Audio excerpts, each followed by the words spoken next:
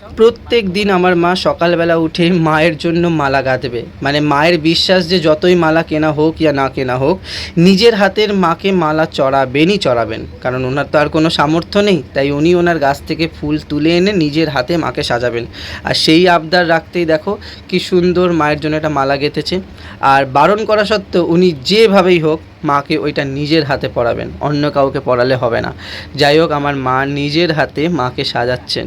দেখো কি সুন্দর একটা মুহূর্ত, তাই না?